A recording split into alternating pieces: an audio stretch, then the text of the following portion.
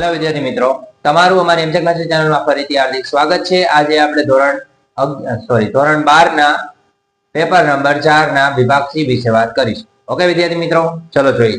ચલો શરૂઆત કરીએ દાખલા નંબર 31 તો દાખલા નંબર 31 માં શું કહે છે એની વાત કરીએ આપણે। તો જો તમને ત્રણ ભાગીદાર આપ્યા છે, હીરા, સ્વરા અને જેનિલ, એવી રીતે ત્રણ ભાગીદારો છે। હવે શું કહે છે સાંભળજો, તેઓને મૂડીનું પ્રમાણ આપ્યું છે। અહીંયા આપણે મૂડીનું પ્રમાણ લખતા, તો મૂડીનું પ્રમાણ ત્રણેયનું કેટલું આપ્યું છે? તો તમને આપેલું છે 4:2:3। રેડી? તો તમારે શું કરવાનું છે? તો હીરને, મતલબ આ હીર નામ છે, તો હીરને ઓછામાં ઓછા 35,000 રૂપિયા મળવા જોઈએ એવી ખાતરી કોણ આપે છે? તો સ્વરા અને જેનિલ, આ બંને ખાતરી આપે છે। તો સૌથી પહેલા શું કરવાનું, જો હવે આના પહેલા આપણને નફા નુકસાનનું પ્રમાણ આખા દાખલા નથી આપ્યું। રકમ હું બોલું છું સાંભળજો। હીર, સ્વરા અને જેનિલ એક પેઢીના ભાગીદારો છે, તેઓનું મૂડીનું પ્રમાણ આપ્યું છે। હીરને નફામાંથી ઓછામાં ઓછા 35,000 મળશે એવી ખાતરી સ્વરા અને જેનિલ આપે છે, અને પેઢીના વર્ષનો નફો 90,000 થયો છે। ભાગીદારો વચ્ચેની નફાની વહેંચણી કેવી રીતે થશે તે કરવાની છે। ચલો હવે આપણને નફા નુકસાન મતલબ 90,000 નફો આપ્યો છે। હવે નફા નુકસાનનું પ્રમાણ ન આપ્યું તો સરખે હિસ્સે લેવાનું। એનો મતલબ આને કેટલા મળે? તો 30,000 મળે। ત્રણેયના ભાગ કરો તો આને 30 મળે અને આને કેટલા મળે? 30,000। હવે આપણે જોવા જઈએ તો આને 35 મળવા, તો એ 35 જ મળતા, તો સ્વરા આપશે એના નફા નુકસાનના પ્રમાણ, તો લખવાનું સ્વરા એ આપવાની રકમ તો કેટલી હતી? તો માની લો કે 5 ઘટે ને, કેમ કે 35 છે, તો તમે જોઈ લો 35 માં 30 મળે એટલે 5,000 રૂપિયા કોણ આપે? આ બંને ભાગીદારો પોતાના ભાગ અનુસાર આપશે। તો 5,000 ગુણ્યા એનું નફા નુકસાનનું પ્રમાણ 1/2 હતું, એટલે કેટલા મળ્યા? 2,500। 2,500 કોણ આપશે? સ્વરા। હવે માની લો કે જેનિલે આપવાની રકમ, તો એની રકમ કેટલી થાય? તો 5,000 ગુણ્યા 1/2 એટલે કેટલા આવ્યા? 2500 આવ્યા। સમજાણો? હવે માની લો કે આ બે ની રકમ કોને મળે? તો હીરને। તો અહીંયા આપણે જોઈએ, ચલો હીર, સ્વરા અને જેનિલ, તો ચલો એને મળતી રકમ આપણે ગોતીએ તો આને કેટલા મળ્યા હતા? 30,000। આને કેટલા મળ્યા હતા? 30,000। અને આને કેટલા મળ્યા હતા? 30,000। તો માની લો આને શું થશે? 5,000 પ્લસ થશે, કેમ કે આને 35 આપવાના। હવે આને 35 કોણ આપે છે? આ બે, તો આને 2,500 ઘટ્યા, મતલબ 2,500। આને 2,500 ઘટ્યા, તો રકમ કેટલી વધી? તો અહીંયા વધ્યા 27,500, અહીંયા કેટલા વધ્યા? 27,500। રેડી? આ ત્રણેયને મળતી રકમ આપણને મળી। ઓકે, હીર, સ્વરા અને જેનિલ, આટલી રીતે દાખલો તમારે ગણવાનો। ઓકે, ચલો આના પછીનો દાખલો છે દાખલા નંબર 32। ઓકે,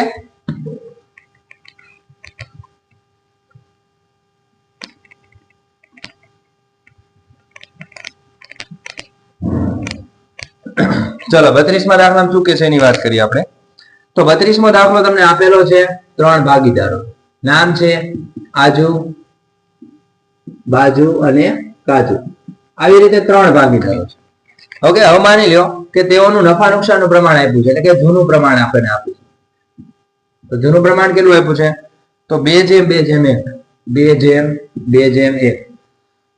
ત્યારબાદ એનું નફા નુકસાનનું નવું પ્રમાણ આપેલું છે, તો નવું પ્રમાણ કેટલું આપ્યું છે એની વાત કરીએ તો 3:2:1।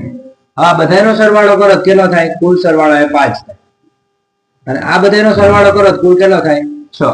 તો કરવાનું શું? માની લો કે અહીંયા 2/5, અહીંયા 2/5, અહીંયા 1/5, અહીંયા 3/6, 2/6 અને 1/6। હવે તમારે ગોતવાનું શું છે? તો ત્યાગની ગણતરી કરવાની। તો અહીંયા આપણે ત્યાગના પ્રમાણનું સૂત્ર લખી, ત્યાગનું પ્રમાણ બરાબર શું આવશે? તો સૂત્ર હતું જૂનો ભાગ માઇનસ નવો ભાગ, આ યાદ રાખજો। હવે જૂનો ભાગ કેટલો હતો? તો આપણે પહેલા આજુનું ગોતીએ। ઓકે, તો આજુનો જૂનો ભાગ શું હતો? 2/5, અને નવો ભાગ હતો 3/6। આનો ચોકડી ગુણાકાર, તો 6 દુ 12 અને 3 પંચું 15, નીચે શું આવશે? 5 6 30, તો માઇનસ 3/6 કેટલા આવ્યા? 30। હવે તમે જોઈ શકો તો આ તમને કેટલું મળ્યું? લાભનું પ્રમાણ મળ્યું। ચલો આગળ, હવે ધ્યાન રાખી બાજુનું, તો એનું જૂનું પ્રમાણ શું આપ્યું? 2/5, નવું પ્રમાણ 2/6, ચોકડી ગુણાકાર 6 દુ 12, 2 પંચા અને 10, નીચે શું આવશે? 5 6 30, તો કેટલા આવ્યા? 2/30। આ તમારું શું મળ્યું? ત્યાગ। હવે તમે જોઈ શકો આપણને બીજાનું મળી ગયું, ત્રીજાનું ગોતીએ કાજુનું, તો શું આવશે? હવે એનું જૂનું પ્રમાણ 1 પંચમાંશ હતું, એનું નવું પ્રમાણ 1 છઠ્ઠાંશ હતું. ચોકડી ગુણાકાર 6 એકા 6, 5 એકા 5, 5 6 30. 1/30 આવ્યા. આ શું મળ્યું? એનું ત્યાગનું પ્રમાણ.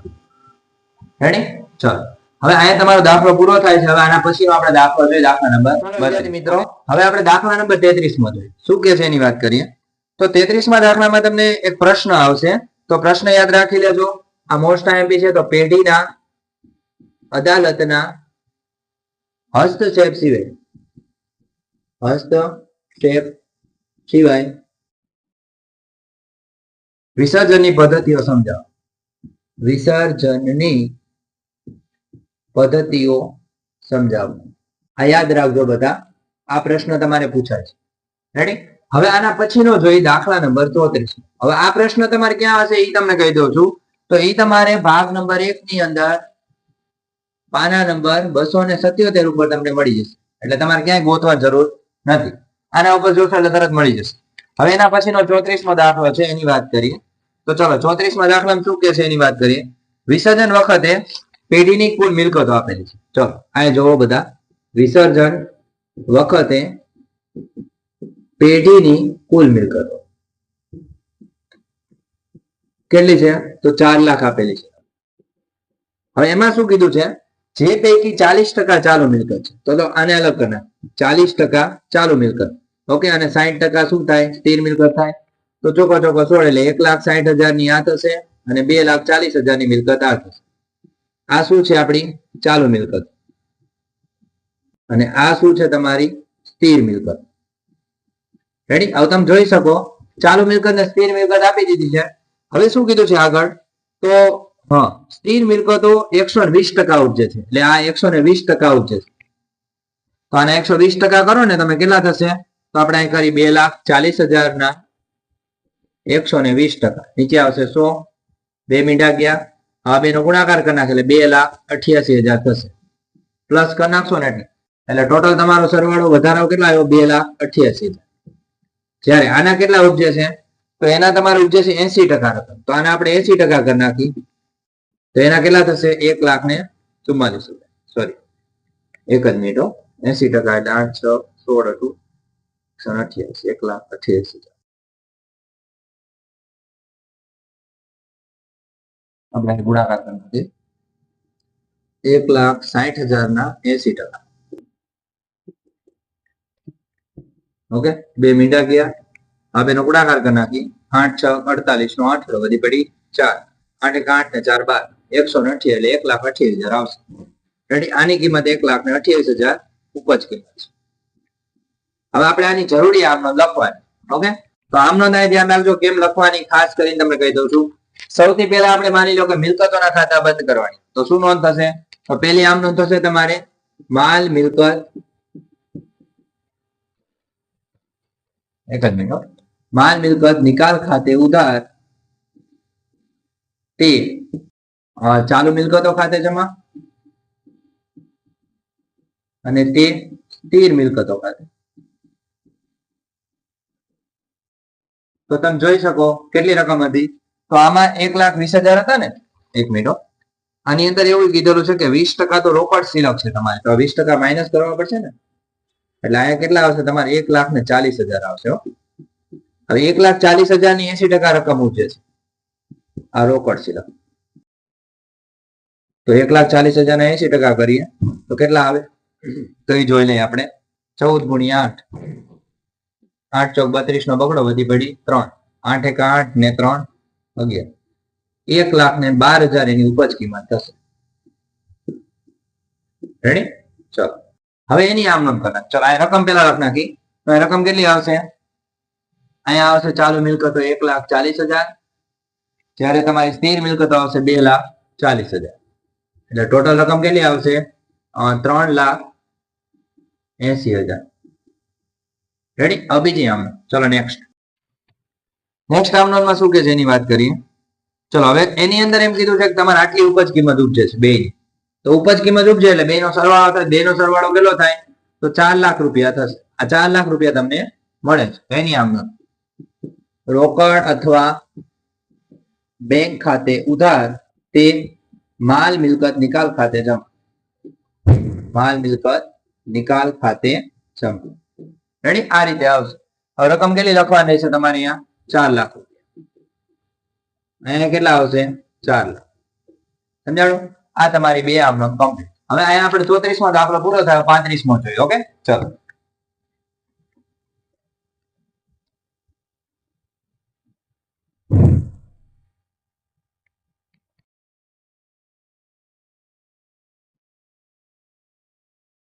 ચલો 35મા દાખલામાં શું કે છે એની વાત કરીએ. તો ચલો એમાં શું કે છે? તો 35મો દાખલો તમારે આવશે ડિબેન્ચર નો દાખલો. હવે એની અંદર કીધું છે કે વિલ્પા લિમિટેડે 1/7/2017 ના રોજ, તો આપણે લખીએ વિલ્પા લિમિટેડે 1/7/2017 ના રોજ સોનો એક એવા કેટલા છે? તો 50,000 ઇક્વિટી, સોરી 1000 રૂપિયા ભાવ છે એવા 50,000 ઇક્વિટી શેર બહાર પાડે. 50,000 ઇક્વિટી શેર બહાર પાડે એટલે કેટલા થયા? 5 કરોડ રૂપિયા થયા. રેડી? હવે શું કે છે એમાં? તો જે 5 વર્ષ બાદ, મતલબ 8 વર્ષ બાદ પરત કરવાના છે 10% પ્રીમિયમ. તો 10% પ્રીમિયમ ગણીએ આપણે તો કેટલું થાય? તો આના 10% પ્રીમિયમ કરીને એટલે કેટલા થાય? 50 લાખ રૂપિયા થાય. ઓકે, હવે યાદ રાખજો 10% પ્રીમિયમ એટલે ટોટલ રકમ એને કેટલી પરત કરી? 5,50,00,000. રેડી? ચલો હવે શું કરવાની તમને કહું. તો આગળ એમ કે છે કે વિજ્ઞાપન પત્રની શરત મુજબ ડિબેન્ચર દીઠ 400 અરજી વખતે, જો અહીં લખું છું કેટલા આવશે? તો 400 રૂપિયા અરજી વખતે અને બાકીની રકમ મંજૂરી વખતે. તો કેટલી વધે તમે જોવા જાઓ. તો માની લો કે આના 100 કરો એટલે 100 રૂપિયા એ થઈ ગયા એટલે 1100 રૂપિયા થયા.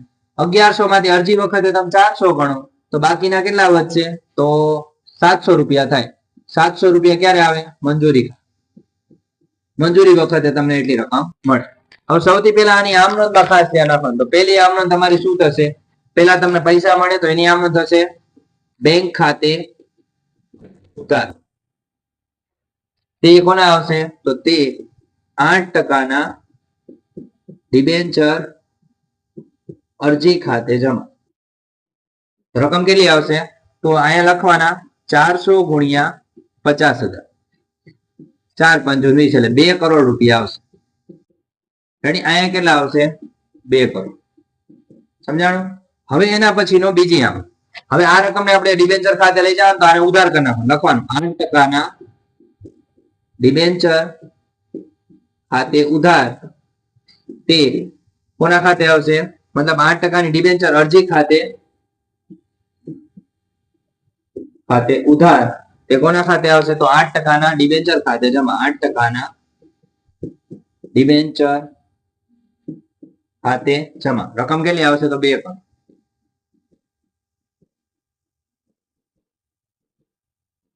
ઓકે, ચલો હવે અહીં તમારી બે આમનોંધ પૂરી. હવે આપણે મંજૂરીની રાખીએ. ચલો, તો મંજૂરીમાં શું થયું હતું? તો જો આમાં પ્રીમિયમ છે 100 રૂપિયા પ્રીમિયમ છે અને 600 રૂપિયાની કિંમત છે. તો પહેલા આપણે એના પૈસા મંગાવવા પડશે. તો લખવાના 8% ના ડિબેન્ચર શું હતું? મંજૂરી ખાતે ઉધાર. મંજૂરી ખાતે ઉધાર. પછી માની લો કે ડિબેન્ચર બહાર પાડતા થયેલું નુકસાન હતું ને, કેટલું? 100 રૂપિયા. અહીં લખવાનું ડિબેન્ચર બહાર પાડતા થયેલ નુકસાન ખાતે ઉધાર તે. હવે માની લો કોના ખાતે જમા આવશે? તો 8% ના ડિબેન્ચર ખાતે જમા. 8% ના ડિબેન્ચર ખાતે જમા અને તે ડિબેન્ચર પરત પ્રીમિયમ ખાતે જમા. રકમ કેટલી આવશે? તો જો હવે 8% ના ડિબેન્ચર ખાતે રકમ આવશે તમારી કેટલી? તો અહીંયા રકમ આવશે તમારી 400 એટલે 600 ગુણ્યા 50,000 ડિબેન્ચર 6 5 30 એટલે અહીંયા આવશે તમારે 3 કરોડ. રેડી? પછી માની લો કે અહીંયા કેટલા આવશે? 100 ગુણ્યા 50,000 એનો મતલબ અહીંયા કેટલા આવશે? તો 50 લાખ. હવે અહીંયા કેટલા આવશે? તો 3 કરોડ અને અહીંયા કેટલા આવશે? 50 લાખ. હવે આપણે આની રકમ મળે તો રકમ તો ખાલી 3 કરોડ ની જ મળે ને. તો અહીં લખવાનું બેંક ખાતે ઉધાર તે ડિબેન્ચર મંજૂરી ખાતે જમા. કેટલી રકમ આવશે? 3 કરોડ રૂપિયા આવશે. રેડી? અહીંયા કેટલા આવશે? 3 કરોડ. ચલો, આમાં કઈ ડાઉટ છે? આ રીતે તમારે 4 આમ નોંધ કરવાની રહેશે.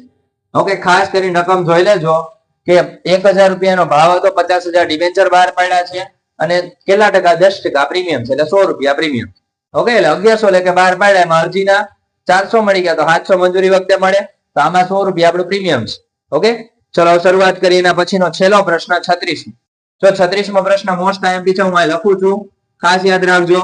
તો ફેરબદલીની શક્યતાના આધારે લખવાનું, ફેરબદલીની શક્યતાના આધારે ડિબેન્ચરના પ્રકાર ટૂંકમાં સમજાવો. રેડી? આ ધ્યાન રાખજો, આ તમારે બીજા ભાગની અંદર બીજા ચેપ્ટરમાં મળી જશે. ઓકે, તો તમારે આટલા પ્રશ્ન કરી નાખવાના રહેશે. હવે આના પછીનો મોસ્ટ આઈએમપી સેક્શન સી હું તમને નેક્સ્ટ વિડીયોમાં આપી દઈશ. ઓકે વિદ્યાર્થી મિત્રો, જો તમને કોઈ પણ પ્રકારનો ડાઉટ હોય તો તમે મને કોમેન્ટ્સમાં જણાવી શકો છો. Okay, thank you so much. જય હિન્દ, જય ભારત.